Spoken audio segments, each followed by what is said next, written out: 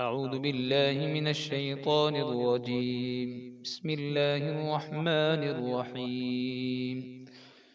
وظللنا عليكم الغمام وأنزلنا عليكم المن والسلوى كلوا من طيبات ما رزقناكم وما ظلمونا ولكن كانوا أنفسهم يظلمون.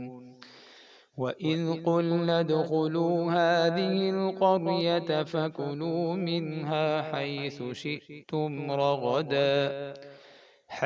شئتم رغدا وادخلوا الباب سجدا وقولوا حطة نغفر لكم خطاياكم وسنزيد المحسنين. فبدل الذين ظلموا قولا غير الذي قيل لهم فأنزلنا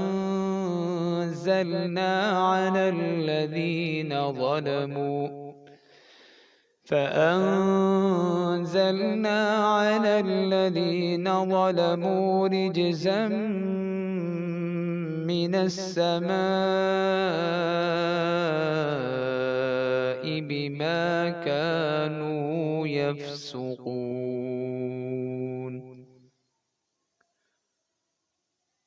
صدق اللہ العظیم۔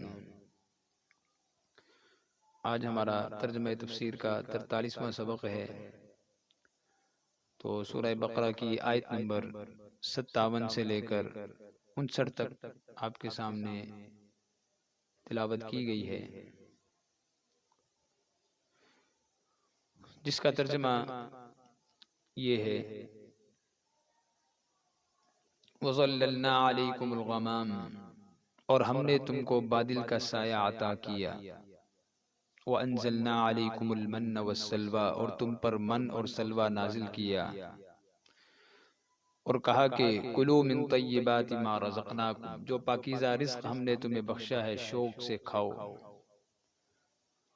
وما ظلمونا ولكن كانوا انفسهم، اور یہ نافرمانیاں کر کے انہوں نے ہمارا کچھ نہیں بگاڑا بلکہ وہ خود اپنی جانوں پر ہی ظلم کرتے رہے۔ وَإِذْ قُلْنَا ادْخُلُوا، اور وہ وقت بھی یاد کرو جب ہم نے کہا تھا کہ اس بستی میں داخل ہو جاؤ، فَكُلُوا مِنْهَا حَيْثُ شِئْتُمْ، اور اس میں جہاں سے چاہو جی بھر کر کھاؤ، وَادْخُلُوا الْبَابَ سُجَّدًا، اور بستی کے دروازے میں جھکے سروں کے ساتھ داخل ہونا، وَقُولُوا حِطَّةٌ، اور یہ کہتے جانا کہ یا اللہ ہم آپ کی بخشش کے طلبگار ہیں۔ حطہ کا معنی آپ کی بخشش کے طلبگار ہیں۔ نغفر لکم خطایاکم، اس طرح ہم تمہاری خطائیں معاف کر دیں گے، وسنزید المحسنین، اور نیکی کرنے والوں کو اور زیادہ ثواب بھی دیں گے۔ فبدل الذین ظلموا، مگر ہوا یہ کہ جو بات ان سے کہی گئی تھی ظالموں نے اسے بدل کر ایک اور بات بنا لی، قولا غیر الذی قیل لهم، فانزلنا علی الذین ظلموا رجزا من السماء، نتیجہ یہ کہ جو نافرمانیاں کرتے آ رہے تھے ہم نے ان کی سزا میں ان ظالموں پر آسمان سے عذاب نازل کیا۔